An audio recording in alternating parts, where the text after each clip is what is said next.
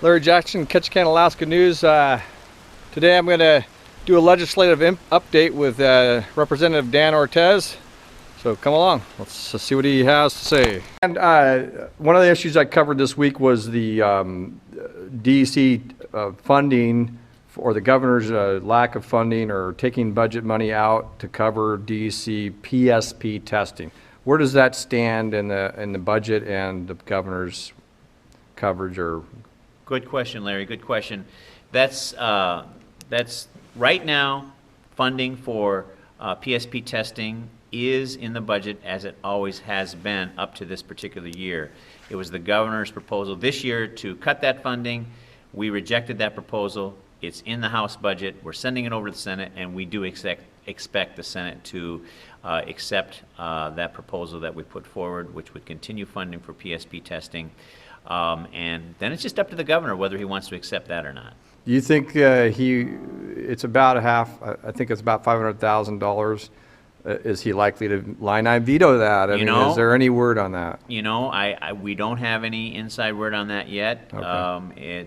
I think the first thing we have to see is to make sure that the Senate accepts what we're putting forward, and again, I think they're going to do that. Okay, the other issue of course, is preeminent is the funding for the state ferries. Obviously, it's going to have a summer run.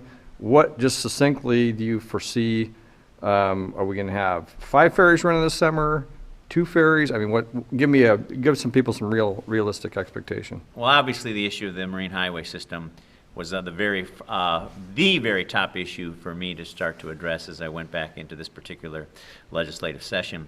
You know, I've been working really closely with the Chair of Transportation on the House side, Louise Stutz from Kodiak.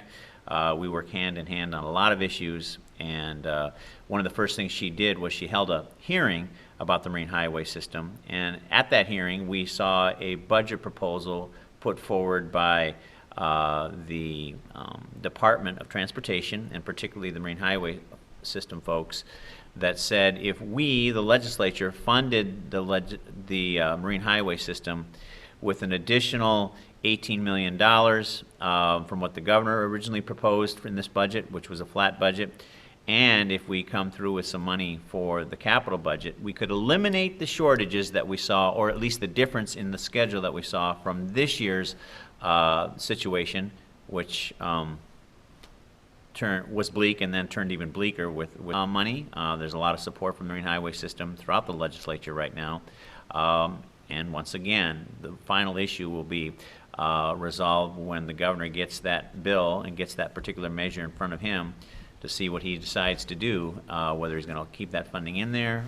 If he does, we'll see a much greater increase in service from what we saw this year. So the other issue that's preeminent here, of course, and you're affected by it, obviously, is the roads on Tongass Highway, State Highway.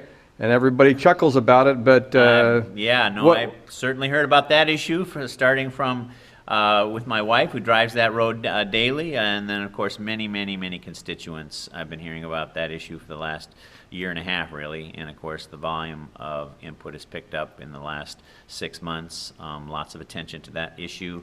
I specifically brought that issue to the reattention of the Department of Transportation Chair. Commissioner McKinnon, and also brought it to the attention of Lance Merrig, who is the coastal director of DOT.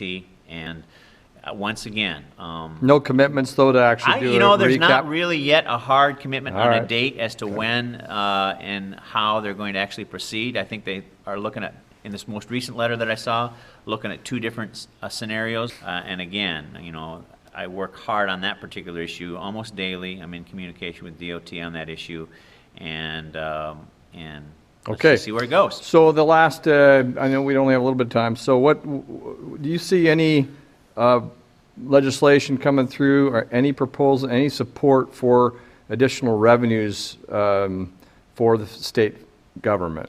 Well, we do have some small bills that are going to come out of the Senate. We expect them to come to our side. One is what we call an education head tax, similar to what we used to pay back before we had the oil revenue. I'm old enough to remember that, Larry. I'm not sure you are. Not. But in any case, that would provide a small amount of revenue, certainly not the kind of revenue that we need to start to turn the tide. And then, of course, we're hearing that the governor's, for lack of a better word, gambling initiative is going to get some support on the Senate side, which will also generate some revenue. I guess you'd call it a lottery initiative. And then after that, I think there's a fuel tax push, again, coming from the Senate side, that we expect to see on the House side, and would be supportive of that if that gets through there. The big picture, though, I don't expect anything in the terms of what we call maybe a flat tax or a progressive income tax. I don't see that happening. However, we do have the initiative that's out there, the oil tax initiative that's coming from the people. And if that goes, I imagine it might be challenged in court by industry. But if that goes as is, it's my understanding that it could generate in the neighborhood of about $700 million in new revenues. And what's the shortfall this year? It's a moving target. The shortfall is a moving target depending on whether or not the legislature funds things like community assistance, whether it funds things like school bond debt reimbursement. Right now, if you don't draw down on what we call the CBR, and you take CBR would be the Constitutional Budget Reserve. If you don't draw down on that, we still have a surplus, but that surplus would generate around the neighborhood of about a $500 PFD. And I don't think that would be suitable for a lot of people across the state. So you can say we have a surplus, but not when it comes to also paying out the PFD. Sure. Thanks, Dan, for sharing. And if anybody wants to make comments or contact you, you can do through Always. the Legislative Information Office. Yep, you can get a hold of me. I'll even give you my cell number right now, 907-617-5116.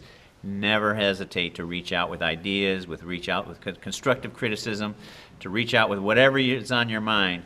That's what I'm here to do, is to try to represent you guys, you folks who are my constituents. Thank you. Thanks, Dan. Yeah. And thanks for watching Ketchikanalaska News here in rainy, sleet, snow, cold, damp, beautiful Ketchikan.